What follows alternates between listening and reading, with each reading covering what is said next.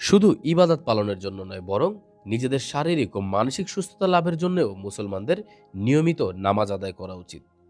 সম্প্রতি যুক্তরাষ্ট্র, যুক্তরাজ্য ও পাকিস্তান সহ বিশ্বের নানা দেশের গবেষণায় এমন তথ্যই উঠে এসেছে।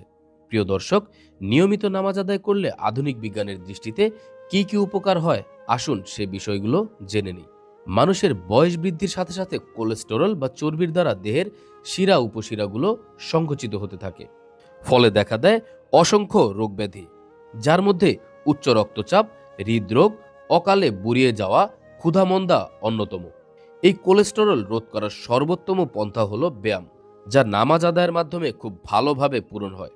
হাদিসে এসেছে নিশ্চয়ই নামাজে শেফা ও আরোগ্য রয়েছে। পাকিস্তানের বিখ্যাত হৃদরোগ চিকিৎসক ডাক্তার মোহাম্মদ আলমগীর এই হাদিসের সত্যতা প্রমাণের জন্য একটি মেডিকেল টিম গঠন করেন। একজন নামাজির শরীরে তারা নামাজরত অবস্থাতেই ইলেকট্রনিক রেডিওলজির মাধ্যমে পরীক্ষা করেন এবং দেখতে পান তাকবীরে উলা অর্থাৎ নিয়ত বাঁধার জন্য যখন কনুই পর্যন্ত হাত কাঁধ বরাবর উঠানো হয়, তখন স্বাভাবিকভাবেই রক্ত সঞ্চালনের মাত্রা বেড়ে যায়। কিয়াম অর্থাৎ দাঁড়ানো অবস্থায় হাত বেঁধে রাখার সময় কনুই থেকে কবজি ও আঙুলের মাথা পর্যন্ত হাত ব্যবহৃত হয়, এতেও রক্তের চলাচল তীব্র হয়। এরপর রুকুর সময় হাঁটু, কনুই, কবজি এবং কোমরের সবগুলি জোর প্রবলভাবে ঝাঁকুনি দেয়, ফলে রক্ত সঞ্চালন বেড়ে যায়। সেজদাতে হাত, পা, পেট, পিঠ, কোমর, রান ও শরীরের সবগুলি অঙ্গ প্রত্যঙ্গের জোড়ায় নাড়া পড়ে এবং টান টান থাকে। এমতো অবস্থায় রক্ত মস্তিষ্ক পর্যন্ত সঞ্চালিত হয়। তাশাহুদের বৈঠকের সময় কোমর থেকে পা পর্যন্ত রগগুলি টান টান হয়ে যায়, এতে রক্ত সঞ্চালন বৃদ্ধি পায়। আর সবশেষে সালাম ফেরানোর সময় গর্দানের দুই দিকের জোড়াগুলি কাজ করে এবং গর্দান ঘুরানোর সময় রক্ত সঞ্চালন তীব্র হয়। পাকিস্তানের আরেক চিকিৎসক ডাক্তার মাজেদ জামান ওসমানী ফিজিওথেরাপিতে উচ্চ ডিগ্রি নেয়ার জন্য ইউরোপ গিয়েছিলেন।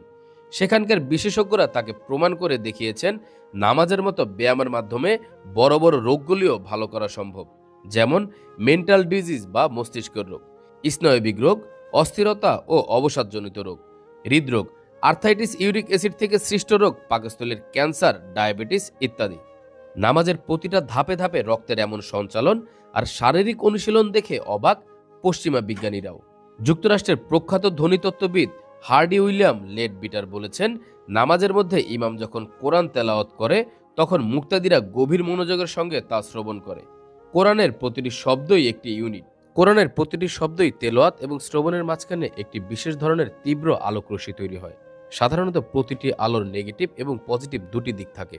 কোরআনের উচ্চারিত প্রতিটি শব্দই পজিটিভ, তাই নামাজি ব্যক্তির উপর যখন সেই শব্দের প্রভাব পড়ে তখন তাদের বহু রোগ ভালো হয়ে যায়। শুধু শারীরিক উপকারিতাই নয়, নামাজে রয়েছে মানসিক উপকারিতাও।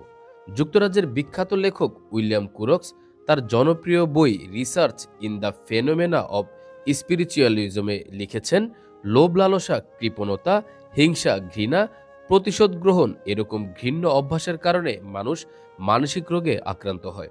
এসব রোগে আক্রান্ত মানুষ যদি খুশুখুজুর সঙ্গে নামাজ আদায় করতে শুরু করে তবে শীঘ্রই এসব রোগ থেকে মুক্তি লাভ করা সম্ভব। নামাজ এমন একটি ইবাদত যাতে রয়েছে ভারসাম্যপূর্ণ শারীরিক অনুশীলন। নামাজে হাত তোলা, হাত বাঁধা, নিচের দিকে চোখ রাখা, আবার হাত ছেড়ে দেওয়া, ঝুঁকে যাওয়া, মন মস্তিষ্ককে কেন্দ্রীভূত রাখা, অধিক রক্ত সঞ্চালনের সুযোগ দেওয়া, কিছুক্ষণ বিরতি দিয়ে হাঁটু ভেঙে বসা, এ সব কিছুই হচ্ছে একটি পরিপূর্ণ ব্যায়ামের পদ্ধতি।